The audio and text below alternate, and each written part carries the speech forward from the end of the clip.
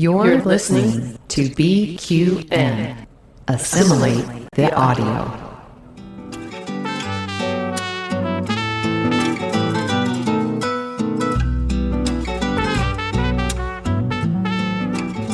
Welcome to Cinema Z, a film discussion and review podcast on BQN. We're here to showcase the films you probably missed, but should definitely check out. From independent and obscure to art house and absurd, each episode will gather, perhaps cocktail in hand, to discuss it all. I'm your host, Mark, and with me today, of course, are Matt and Laz. Hi, guys. Hi. Hello. Hey there. So, guys, what's up? You guys have any? I have a margarita today. I'll get into the reasons later for this particular film, but are you guys drinking anything particular? Laz, you staying hydrated? Yes, I am. Okay, good. No, I'm also staying hydrated today. That margarita, though, for listeners, that margarita looks so good. It's like this beautiful yellow color. It's actually really delicious looking. Well, I was trying to think of what to do for this particular week, because I like keeping it themed, and I was thinking, well, in Tigerland, like they want to go AWOL and flee down to Mexico, right? And I'm thinking, oh, Mexico, margaritas. Like, okay, I was like, I'll go with that theme of like AWOL. That makes sense. It makes sense. So, feedback. I didn't actually grab any feedback this week. It's been a busy week, but I know we had a lot of engagement for our last couple episodes in Twitter and on Facebook. I know we've got listeners out there. I mean, we haven't even been around. We have less than 10 episodes, and we already have like 70 people around the world that has checked us out, and that's great. Thank you all. Yes. Yeah. Thank you. Thank you for those that are listening. Quite a good showing for just, a few episodes in. So, yay! Thanks, guys, and hopefully that keeps growing. Yeah. Well, how are your weeks? Everybody doing good? Good. I mean, this isn't a negative, but I do want to say, as of today, the actors, SAG-AFTRA, has now gone on strike. So I'm just saying, in solidarity with the WGA, I stand with the WGA and SAG-AFTRA. Absolutely. Yeah, good timing actually for this week's discussion, because, it's about standing up against an unjust system, so to speak, right? And absolutely. Standing up for your basic, human rights and dignity, and so I admire and applaud anybody that has the balls to do that, and it's not an easy thing to do, but it's hopefully going to be worth it in the end, and it's great they're doing it in solidarity with the writers. Yeah, absolutely. Agreed. Yeah, for me, I'm coming off of having I know this is not a Star Trek podcast, but I just came off of doing Paramount Plus's Star Trek Bingo featuring Jackie Cox from New York and Anthony Rapp. And I will say, in similar fashion, it felt very promotional. And there's been a lot of discussion around Paramount Plus, and y'all know me at this point. I'm like a social justice warrior. And Laz, I'm not used to you speaking your mind like this. Oh, I know, it's so bizarre. And it grinded my gears and prepared me for this discussion. So whoops. Grinded your gears. Okay. Let's see which Laz we get today. We'll see. All right, listeners. Well, I'm sure you're as excited as I am. Well, I don't know if you are. I'm pretty darn excited about this particular film. We are going to be discussing this week a movie called Tigerland. Now, Tigerland is a 2000 American war drama directed by Joel Schumacher and starring Colin Farrell. It takes place in 1971, while a nation stands divided over the escalating war in Vietnam. Thousands of young Americans lie dead on foreign soil, and at Fort Polk, Louisiana, thousands more prepare to join them. The specter of combat hangs over the men of A Company, 2nd Platoon, as they enter the final stage of infantry training. They will be sent to the war. But each man deals with this prospect in his own way. One man's defiance, however, galvanizes every member of the platoon. So, why did I pick this film? I have so many favorite films. It might have been timing around Memorial Day when I was thinking about it anyway. I was seeing a lot of war movie stuff. But this movie has always, since my first viewing, been able to pull emotions out of me. Like, I think, Laz, you and I have talked about liking, sad movies, sad music, that kind of thing. Yeah. And here's a movie that when I just want a good cry, I could put it on and I feel all the feels. And we don't have to have been in combat situations. We don't have to have ever been in the army to feel what it's like to be thrown into a situation that's outside of our own control, maybe with a group of other people, and, find out how we can survive in a particular scenario that's alien to us, right? Yeah. And so I found the movie really relatable. But enough about me. How did you guys feel? So I didn't know what to expect walking into the movie. When I was watching it, and my feelings after watching it, I felt as if I had been on this journey with these characters. I think especially with the way that it was shot. I think with the way that I'm not sure what the way that the frames, the way that visually it looked very grainy. It felt like, and it felt like a documentary. It felt like I was watching a Vietnam documentary, or like I was supposed to be out there with these soldiers. So I definitely felt like a fly on the wall. It was really interesting. I needed to take a breath after watching the movie, because I think for a good chunk of it, you have these beautiful moments where things kind of go to a very intimate setting. You have an intimate scene, and then you have moments where things get really intense and ramped up. So overall, my reaction to the film was very visceral, not in a way that made me angry, but just in a way that I felt very present in watching. Yeah, I'll kind of jump in there and say that for me, watching the film, and mind you, thank you, Mark, for recommending it. It would not be a film that I would choose on my own accord. But when you recommended it, there was something about it that touched me, because my sister is actually a former, representative of the U.S. Army. So I wanted to see what that experience was like. I'm not sure that I got what her experience would be like, because I find that a lot of U.S. military folks don't necessarily, they're trained to kind of not talk about it or not to express. So it was interesting to kind of dive into what that means for certain people at a certain time.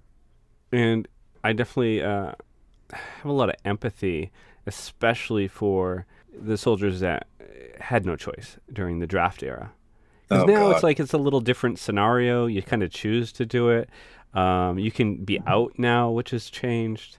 But for these guys, if one of them, and I'm thinking about Cantwell, for example, who was, very sort of on the spectrum, sort of effeminate a little bit and sweet. I mean, he was married, but gosh forbid he had emotion.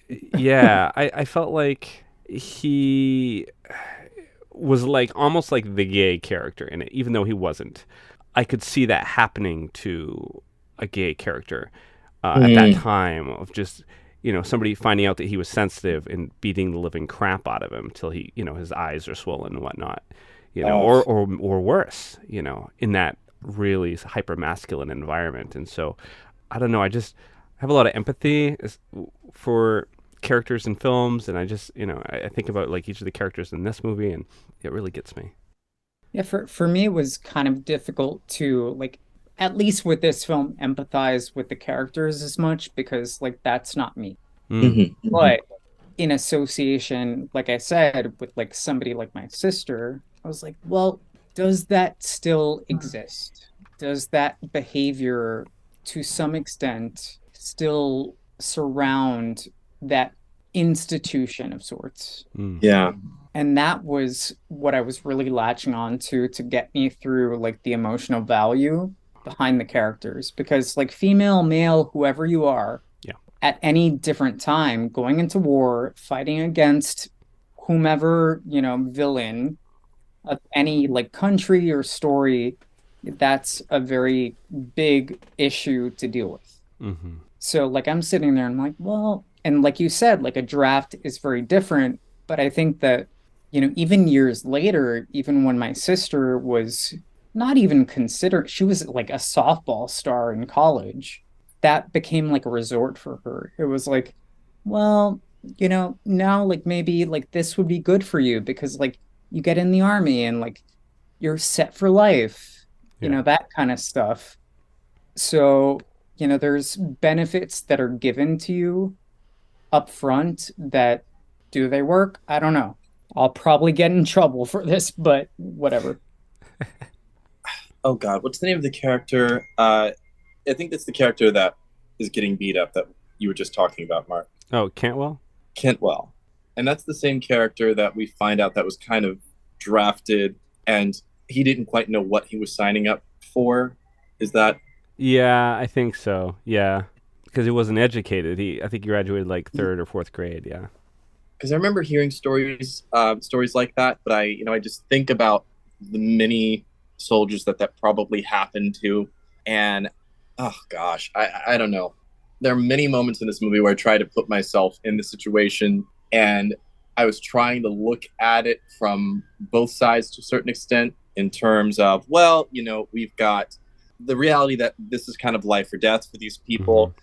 And so to a certain extent, you have to be, I think what I would hear in regards to the kind of training that soldiers get is that, you have to be tough on the soldiers because the enemy is going to be tough. Yeah.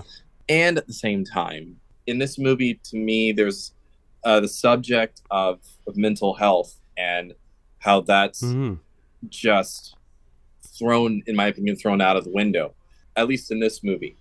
And that's the only surprising. person that really, It's sort of surprising to hear that.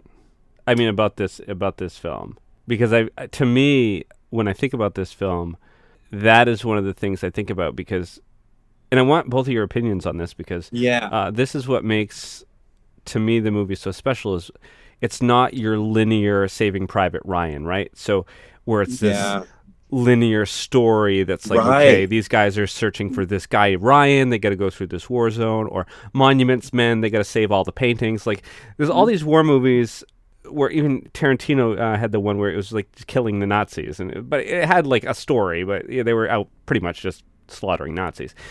This story was sort of unique because I felt like the story was looking at the mental health of the soldiers. Now, you could see, I guess, the military's flippant attitude about it. Yeah. Oh, that's what I. But I felt like the focus was on the mental health.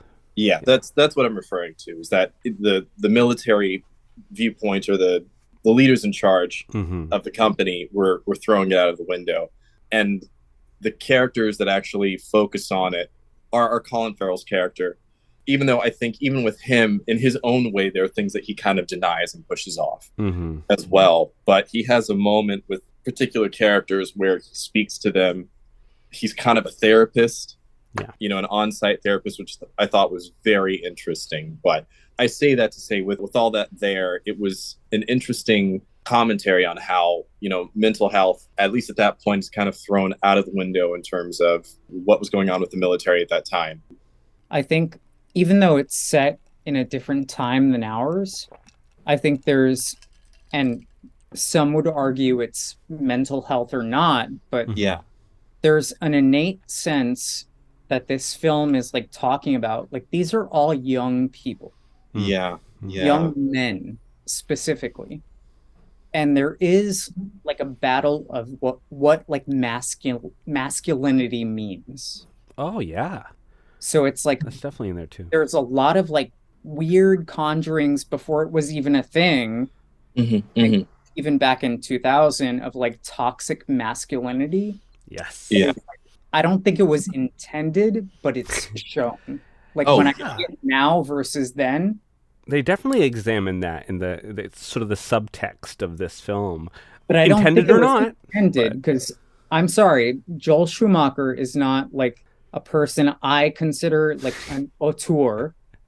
But, I think unintendedly it happened. And Maybe it was the writers. Perhaps.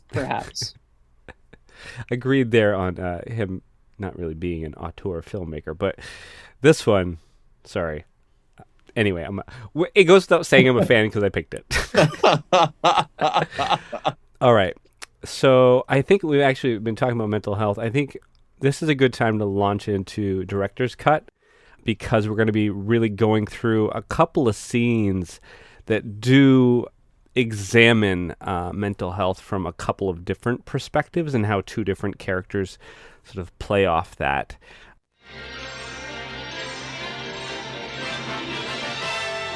And now we're pleased to bring you our feature presentation. The first scene I've chosen here was the mess hall scene, which to me is one of my favorite scenes in all of cinema, of all films I've watched, which is crazy. And that's another reason I would probably pick the film, is because this one scene, I think I picked it for this scene. But I'd like to be Cantwell in it because it's like a dream to play this part.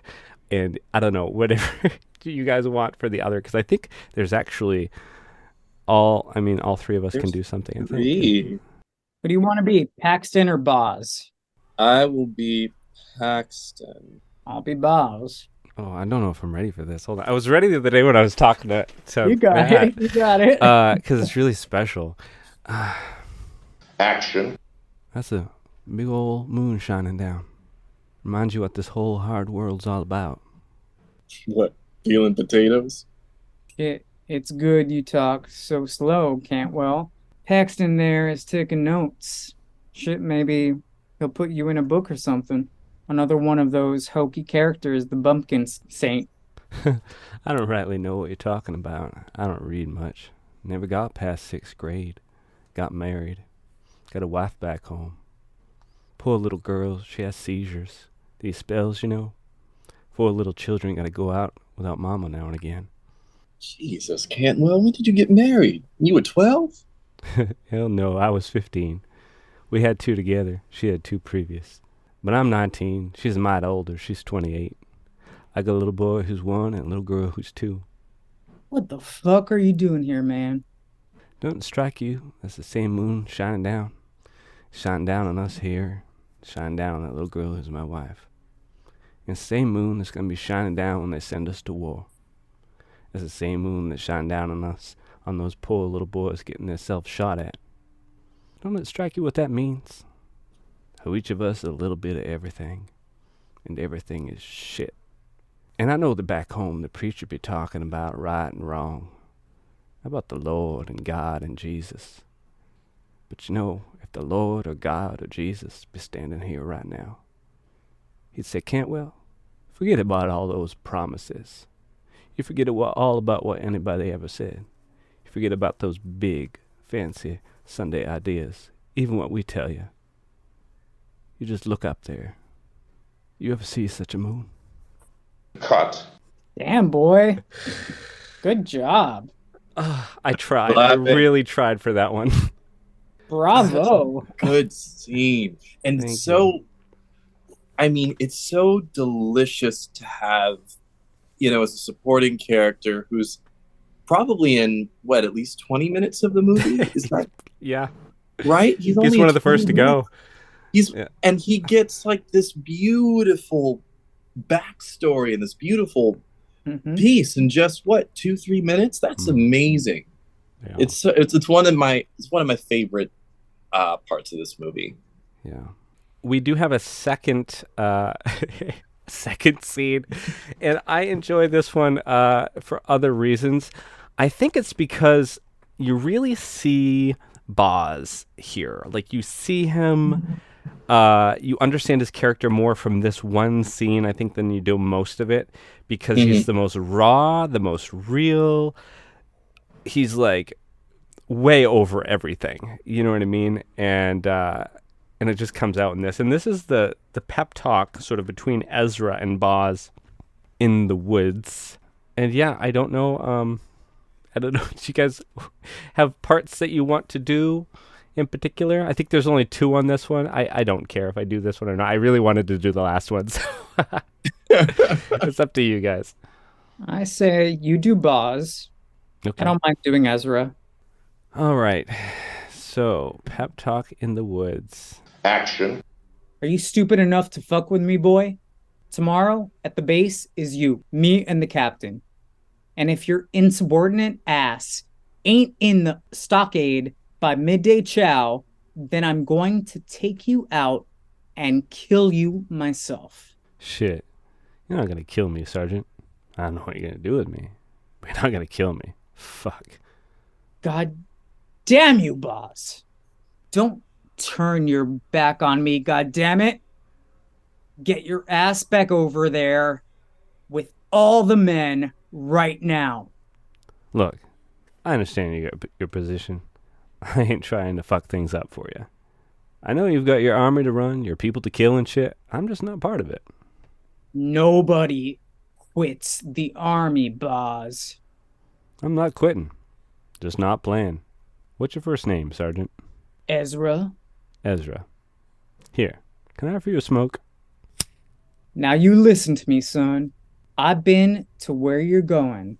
Now, over there, you go from living to dead awful quick. What I'm trying to teach you may save your worthless life. Maybe.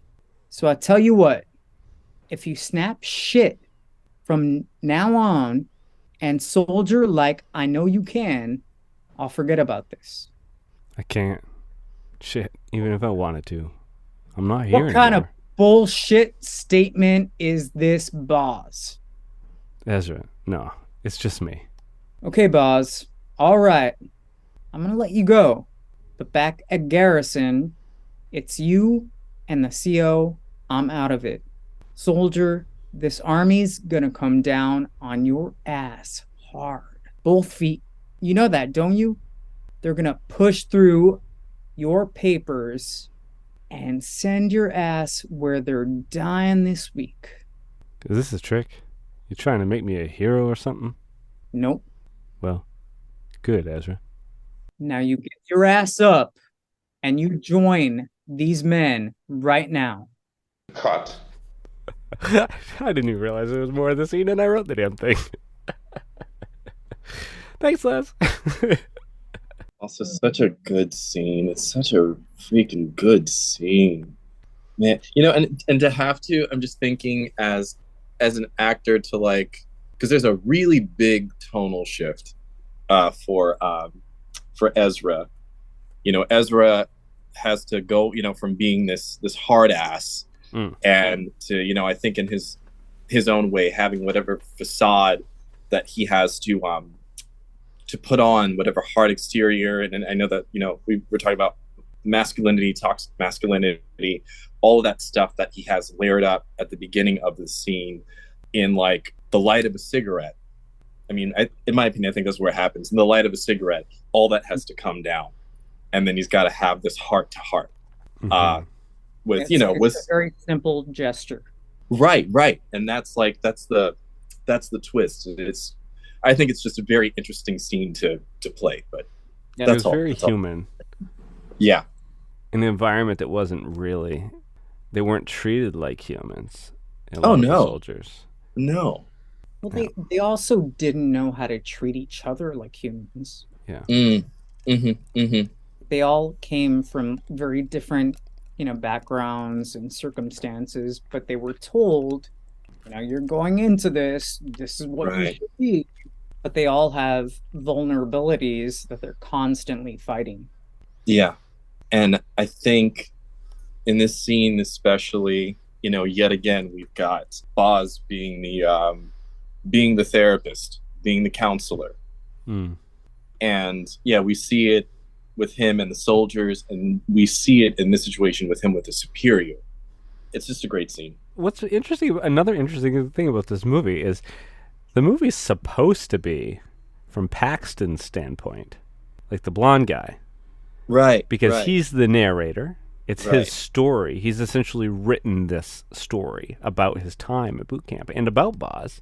Yeah. But it's supposed to be his story. But really, as the viewer, as you're watching it, the character, I feel like, that is the character that's supposed to be the audience. You know what I mean? Like, it's supposed to represent the audience. Yeah. Is probably Boz. Yeah, I would agree. So the only thing I would challenge is, do you think that's the intention by the filmmakers or just by us as viewers, being of a different mind? Like would some others kind of gravitate towards different characters? Because I've been reading some stuff recently about like filmmaking and just politics nowadays. So I can imagine, what the movie could have been really about any of the characters that were in this film. I feel like they all had very complex stories, at least for the most part. Most of the main and secondary cast. I had a discussion with you, Matt, sort of post viewing, when I was asking your opinion on the black soldiers and their role in this.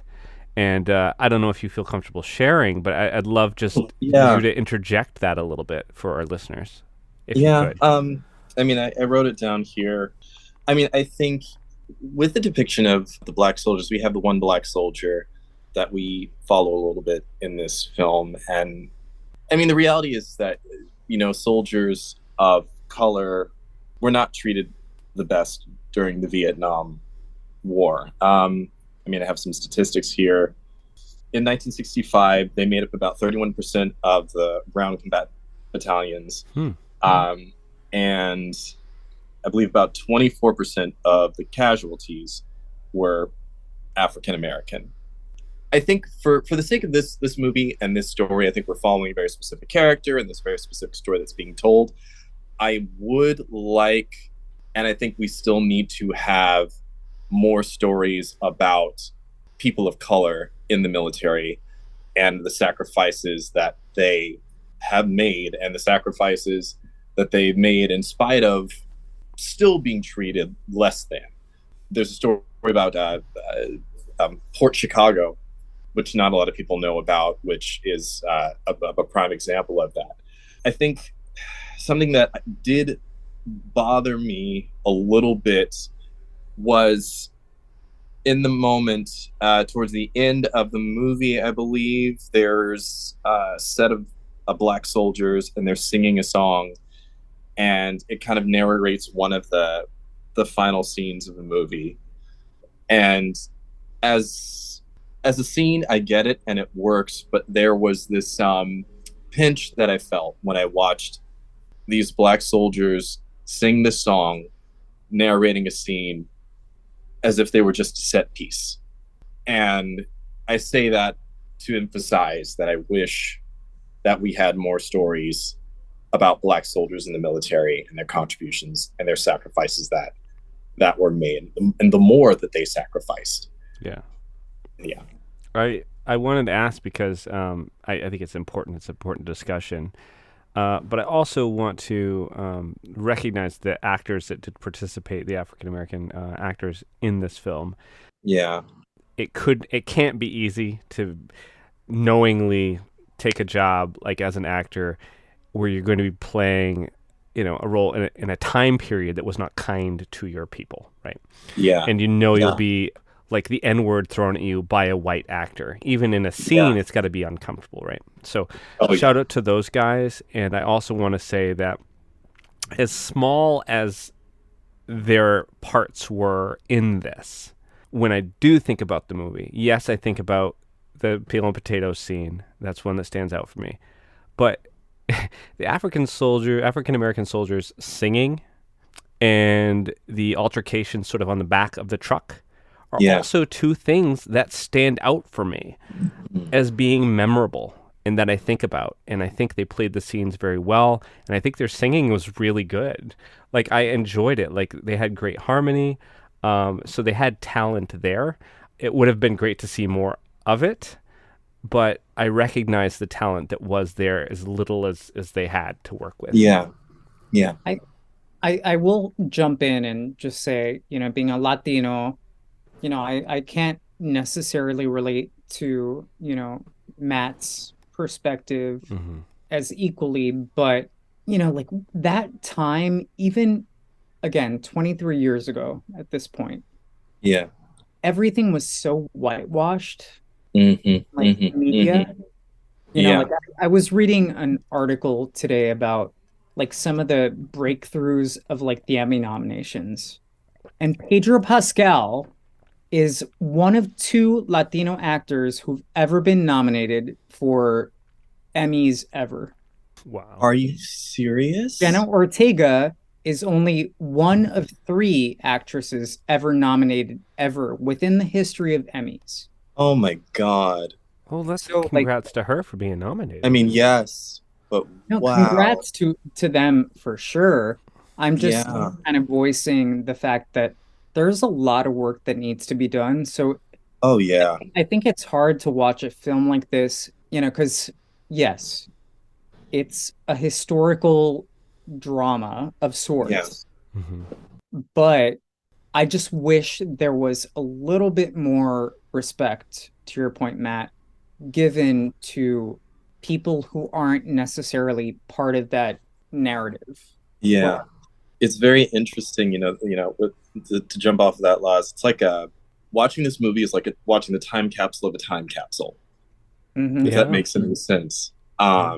It brings about feelings just from the perspective of the soldiers, and then it brings about feelings from the perspective of all of us who love film as well. Or have experienced anything, like Yeah. I hate to say it, but we watch films to relate. So Yeah. I haven't been in a war necessarily like on, the ground like someone like my sister has, or Yeah. people have, and have like laid down their lives. And, thank goodness that there are people out there who are willing to do that. I personally have not. So Yeah. I can't say anything about that. But a lot of it is through the lens of what's popular at the time, Mhm. and what we as viewers are willing to accept, and whatnot. It's like we either get like way too little or way too much and nobody accepts it, and it's like such a balance beam when like there's no reason. Do you guys know Sean Hayes? Yes, So he's Matt, he's from Will and Grace. Jack, he played Jack in Will and Grace. Yes. They have a podcast that I've been listening to. It's okay if our listeners check that out too. It's not on BQN, but it's a good podcast where they're recapping all the Will and Grace episodes. And Sean Hayes has never actually rewatched a single episode, supposedly. And so he's rewatching it with the guy that played Will. And one of the things he was saying is that there was a lot of discussion around Jack's costumes and stuff. They didn't get a lot of blowback from the network on having a gay character, shockingly, at that time. They struck while the iron was hot. It was like a good time post sort of Ellen, and that they all were surprised that there wasn't blowback, but there wasn't. There was a lot of talk, though, about his wardrobe and the fact that they wanted to put him in all these high fashion, bright colored, tight things. And he kind of drew a line in the sand with the producers on that and just said it wasn't right for his character. And one of the reasons was Sean, at that time was actually in the closet, believe it or not, playing a gay character on TV. But to be out in Hollywood as an actor at that time, it was really limiting, right? So he needed to keep things close to the chest. But he just thought that with his character being so over the top anyway, adding that other piece he put it really well, but I think it was like putting a hat on a bird. Like the bird was already there. It already had colors. Like you didn't need to put a hat on it. And so they started dressing him in just like the sweater vests and stuff like that, and very sort of normal looking, which actually really helped his character. But I just thought it was interesting listening to that discussion about that time in Hollywood, because that was around the same time, late 90s, early 2000s, representation for the LGBT community, and the fact that he had legitimate concerns about his career and whether or not he'd ever be able to work again if people knew that he was gay, in spite of playing a gay character on on TV. Yeah. So I just, I thought that sort of related to what we were talking about a little bit. Yeah, I'll kind of bring it back to the film. Like there's, some undertones for sure in this film when the two characters are getting sexy with people in the same room. Mm. I don't know, there's some tender moments between men, but it's not like really dived into. Yeah. Yeah. There's like hints of it, but again, I don't think, apologies, Mark, I don't think this film is as smart as I'm looking into it with, in terms of my lens. But I think there's stuff that now, 23 years later, I can kind of dive deeper into. I'm not sure if I saw it back then, I would even consider those thoughts. Yeah. Yeah. I see what you're saying. I think this would be a good, actual, natural segue into the rewrites segment. We've already kind of been discussing about things that we are nitpicking a little bit about the film, but this gives us an opportunity to dive deeper into the things that maybe, if we were to make the film, or if the film were to be made today, what would we suggest to be changed, improved, whatever. And my thought is the pacing. I felt like the pacing in the middle of the film drags a little bit. Like the beginning kind of starts out and sets up the characters, and there's a lot of beats there early on that I gravitate towards. Like the beginning part of the film is actually my favorite part of the film. But then the middle part takes a long time to get towards, the third part, the closure of the film. And so, that's just like, I find myself, if I nod off, it's always during kind of the middle of the film, and then I wake back up and I'm like, okay, wait, I'm still watching. Hold on. So I don't know. What about you guys? What would you change a little bit? I think so I already mentioned, the treatment of the soldiers of color. I think there are some things about Boz that he was almost a little too nonchalant in certain moments that sometimes it would take me out of the movie. I think on one hand, he has to have this unique quality of being a bit more laid back, a bit more free flowing, so we can go on the journey with him. But I think there's some moments where he's just so laid back that it was a little hard to believe. I think there was one moment. Where was it? It's not the moment with the his superior officer where they're smoking a cigarette. I think there's a line where he's talking to a soldier and he says to the soldier, the line is, "If I'm dead, how can I ask a question?" Maybe that's the line? Oh yeah. So that scene is when he was towards the beginning. He was taking care of Cantwell again, who was not able to hit his target. And there was that one bully guy that was just kept relentlessly picking on everybody. And he went and grabbed the target and then switched it with the bully. And then, of course, the sergeant comes over and he blames the bully for not being able to hit his target, even though it was Cantwell. But he's protecting his friend there. So I thought that was cool.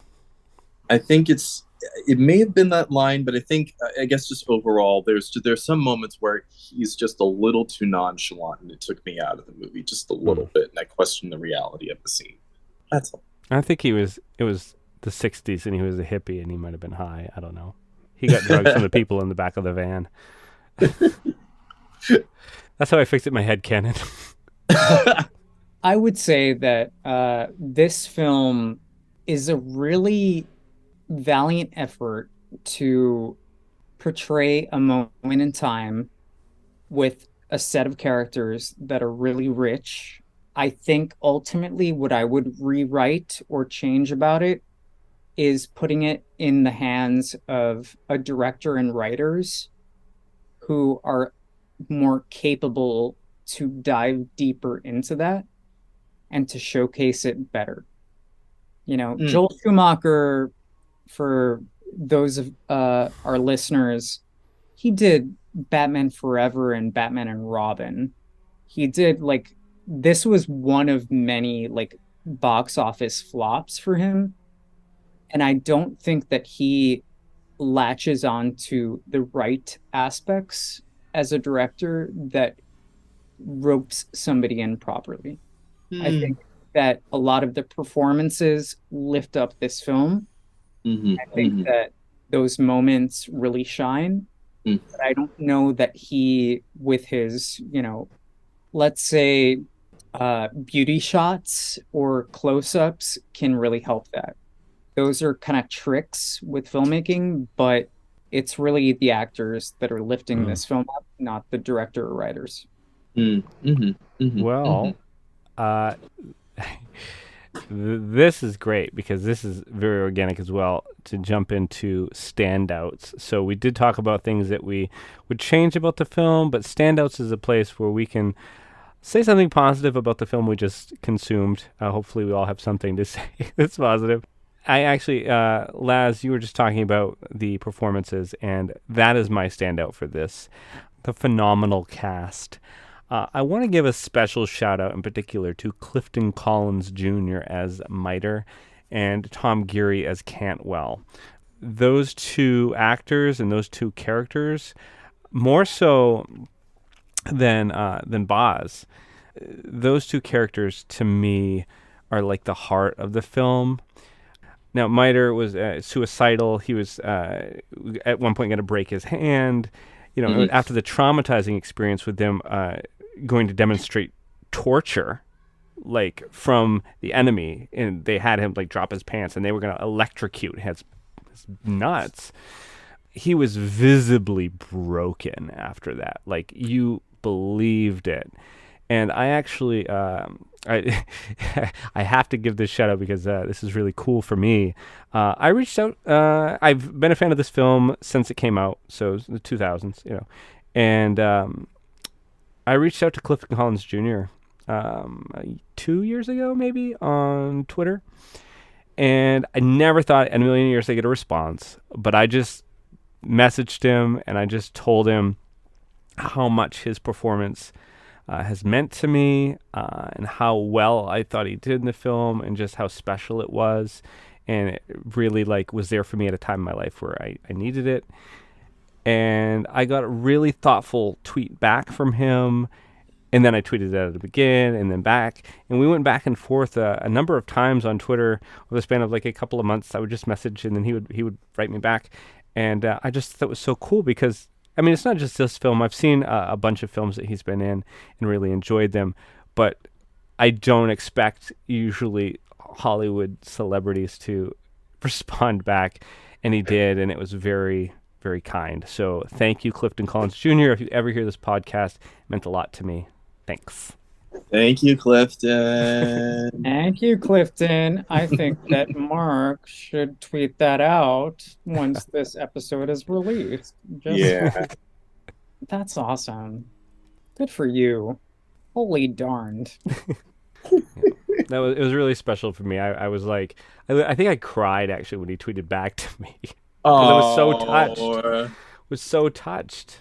I was like, 19, 20 when I saw the film, and I'm 41 now, so it's been a part of my life for half my life. Well, you stole one of mine, so Clifton Collins Jr., great, thank you yet again. This is not your fan club, but it could be if you want.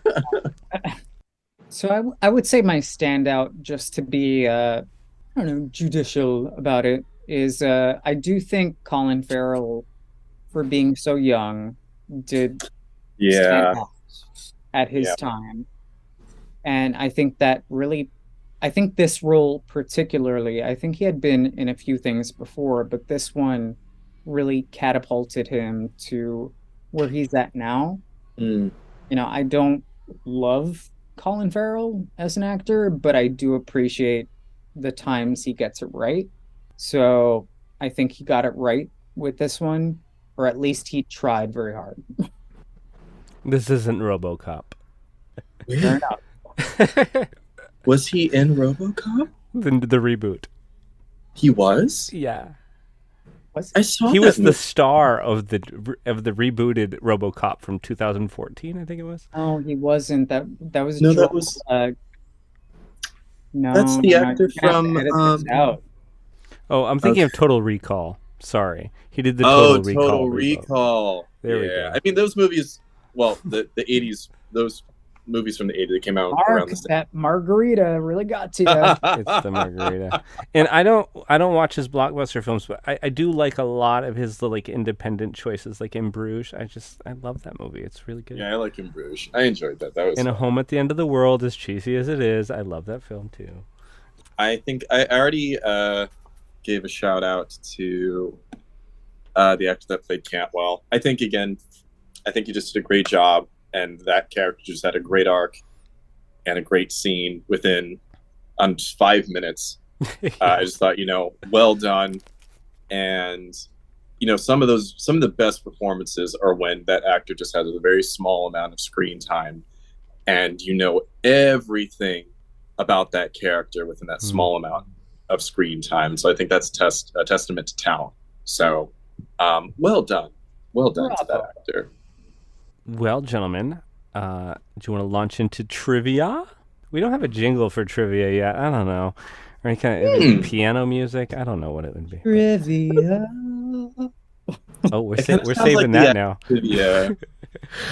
We're locking that one in. I have one.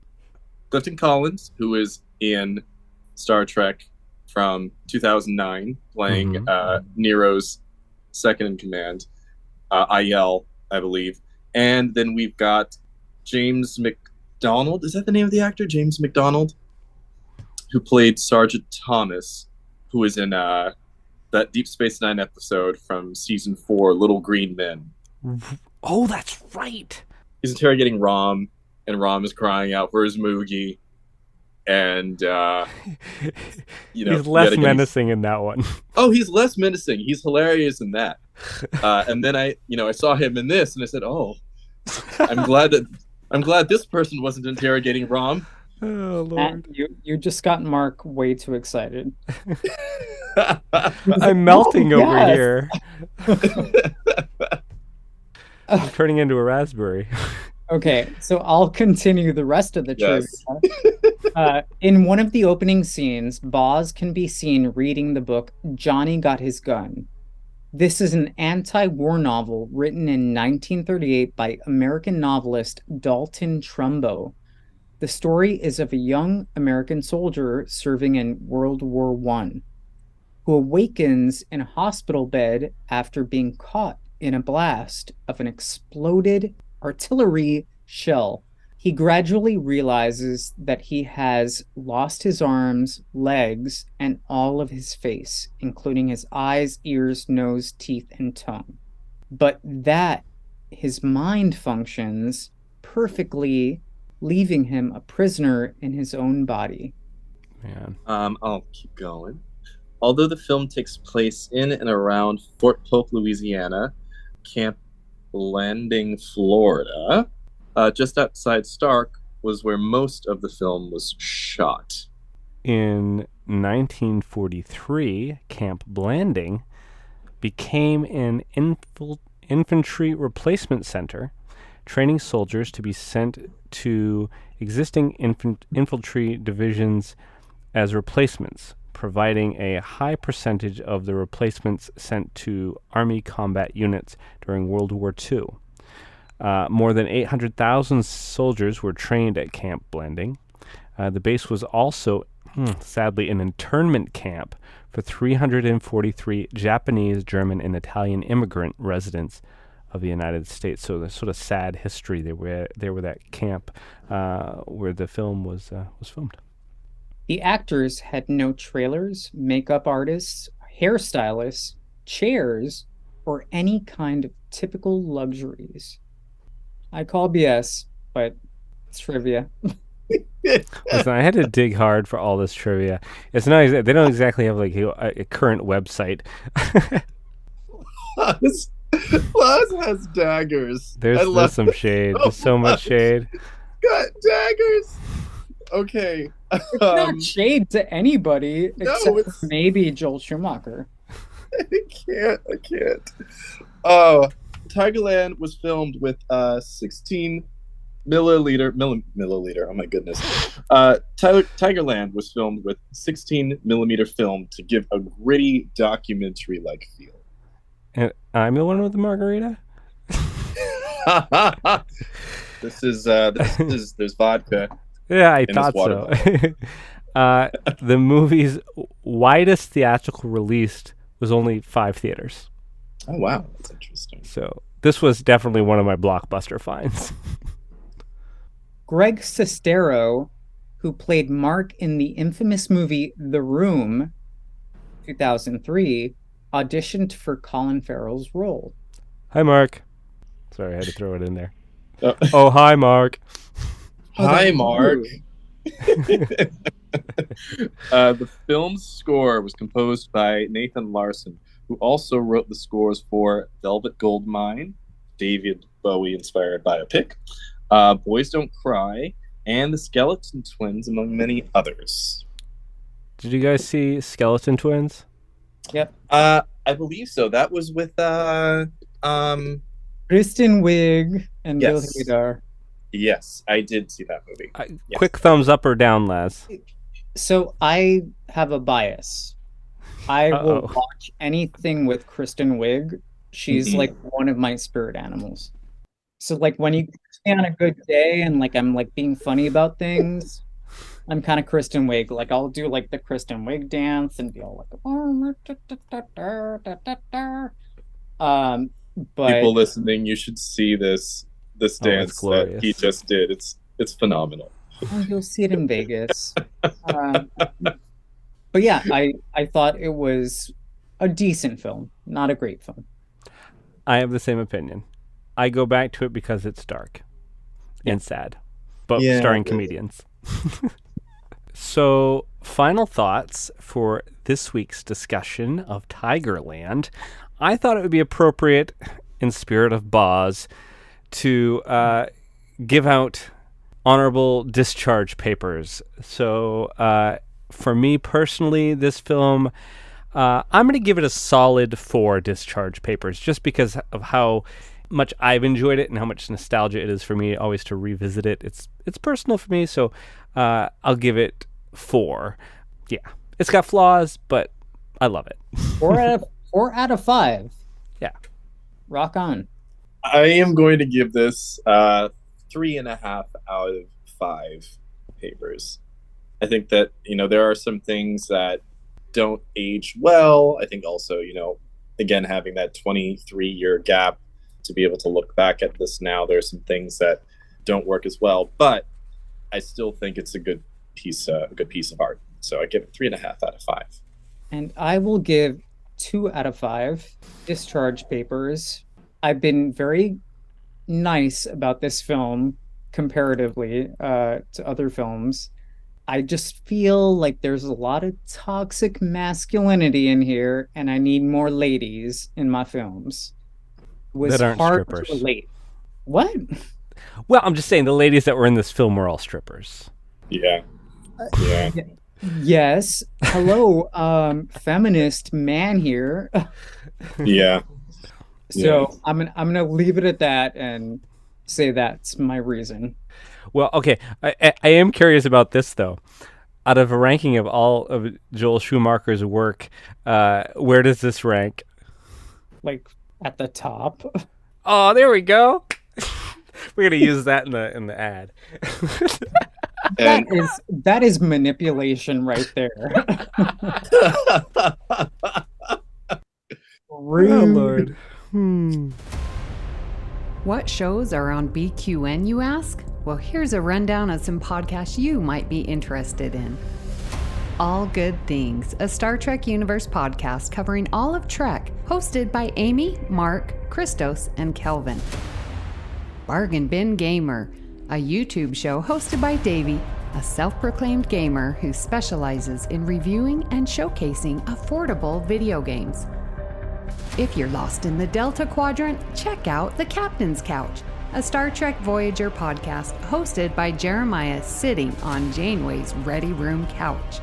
Cinema Z, a film discussion and review podcast showcasing films you probably missed but should definitely check out, hosted by Mark, Matt, and Laz. Beam Aboard the Galaxy Class, a Star Trek Next Generation podcast covering all of TNG, hosted by Amy, Joe, Rhea, and Kevin. History with the Szilagys, a snippet of historical events from around the world, hosted by Chrissie and Jason. For the newest Trek coverage, check out Infinite Diversity, hosted by Chrissie and Thad. Test your Trek knowledge with Treksperts Quiz, a Star Trek quiz show hosted and written by Davey. Union Federation, covering all things Star Trek and the Orville, which we all know is really a Star Trek show, hosted by Kyle, Kevin, Amy, and Haley. Spill the Tea with What's the Tea, Bev, a Trek current events and fan interview show hosted by Christos. And for our Patreon members, we have The Hive Mind, BQN's monthly roundtable discussion with hosts and listeners.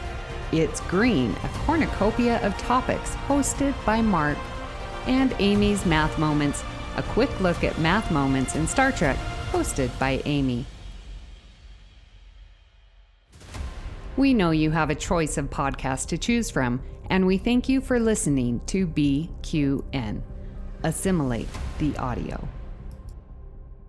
And I have to say, I don't want to kink shame. Oh. We couldn't get an episode without you saying that anyway. No, we couldn't. I will be honest, and I will put myself out there. I do have a thing for men in uniform. Ooh. So there were a lot of moments in this movie which got me tingly in the nethers, and that's all I'm going to say.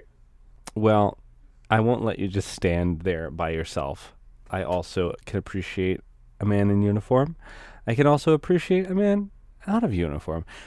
Agreed. Hey, Matt, though. So I have my sister's Marquez from her military. Do you want me to show it to you at some time? Oh wow. Just hitting me where it hurts or where it feels good. I don't know, either or.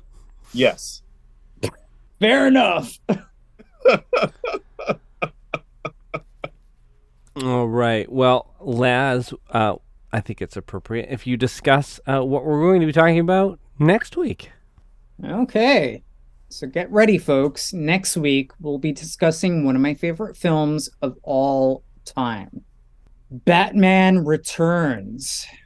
Yes. The synopsis is, the monstrous penguin, played by Danny DeVito, who lives in the sewers beneath Gotham, joins up with the wicked, shock-headed businessman Max Schreck, played by Christopher Walken, to topple the Batman, played by Michael Keaton, once and for all. But when Schreck's timid assistant, Selena Kyle, played by, applause all around, Michelle Pfeiffer, finds out, and Schreck tries to kill her, she is transformed into the sexy Catwoman. She teams up with the Penguin and Schreck to destroy Batman, but sparks fly unexpectedly when she confronts the Caped Crusader. Oh, so good.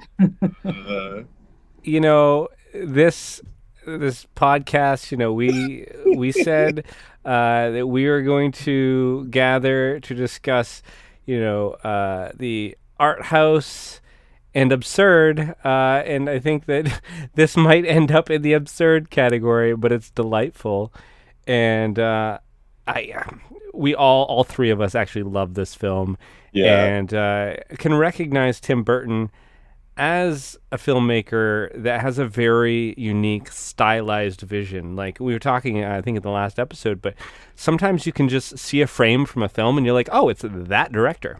I know who did that. And that takes skill and craftsmanship to develop your own artistic vision, artistic style for a film and have it come across time and time again. And I think it definitely warrants merit and a discussion as a really good piece of cinema. So I'm going to enjoy talking about it. For anyone that questions this film in terms of what we've seen before, reminder, when it was released, it was not well received. It's only a cult classic now. What? It was critics hated it. Oh, I loved it as a kid. Like I didn't know that. merchandising was pulled from the film. It was too What? dark for kids. I got the McDonald's toys. Bonkers. Shock and awe. I did not know this. We'll dive deeper because Yeah, we gotta dive deeper. I didn't know any of that. Mm-hmm. Wow. Okay. Get as excited as Matt is, folks. I mean, yeah, I'm genuinely shocked. Well, we would love to hear what you thought of today's episode and hope you'll join our Facebook group, the BQN Collective, to continue the discussion there. You can also tweet your thoughts at CinemaZPod and let us know if you'd like to recommend a film. Please follow the network on Twitter and Instagram at BQN Podcasts. So, Matt, where can people find you when you are not trying to run away from the army while in your skivvies, running out of the back shower? Oh gosh. I mean, would I really run away? Or run to anyway. You can find me on Instagram at 170BLERD. And Laz, where can people find you when you are not standing at attention? Ooh. Thanks for that. You can find me on social media, Twitter, Facebook, Instagram, as well as now Threads at Laz Marquez, LazMarquez. If you're interested in seeing my work within the entertainment business, you can go to www.lazmarquez.com. And Mark, where can people find you when you're not having sexy time in front of your best friend in the same room? Not to kink shame, but that's not actually a bad way to pass the time. I don't know. I got no shame. You got it, flaunt it. That's what they say. Anyway, when I'm not doing that, you can find me in the BQN Collective Facebook page. You can find me on my other show, All Good Things. It's a Star Trek podcast with Miss Amy Nelson. You can also find me on Twitter at MarkWhite207. Please hit the subscribe button on Apple Podcasts or wherever you get your podcasts and leave us a star rating and written review. That helps others to find the show. You can also follow the entire network's podcasts with our master feed by searching BQN. At this time, we would like to thank our associate producer, Amy Nelson. A special thanks to Lars Marquez for our artwork each and every week. The opening and closing music for this podcast is titled Dancing Dead, and it was provided by Ketsa from the Free Music Archive, providing royalty-free music for content creators. If you'd like to help us keep all of our shows coming to you each week, you can become a patron of the network on Patreon. We'll add you to the Hive Mind Facebook group so you can enjoy It's Green, Amy's Math Moments, and other network perks. With a monthly subscription of $5 or more, you can join our meetings on the Hive Mind Roundtable discussion on the second Saturday of each month. Visit patreon.com/BQN to get all the details and watch your messages. Attention, soldier!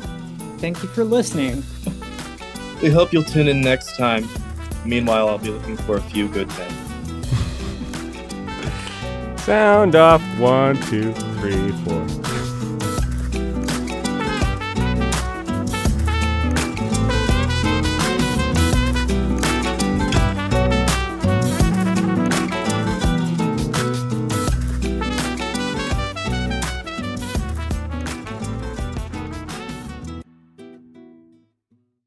Oh shit. I need a lighter. Now you listen to me, son. Wait. Let me get a lighter. I want to get a lighter. I want sound effect. I planned a sound effect. We're going for authenticity. Actually, I have one. You do? Dude. And he went away.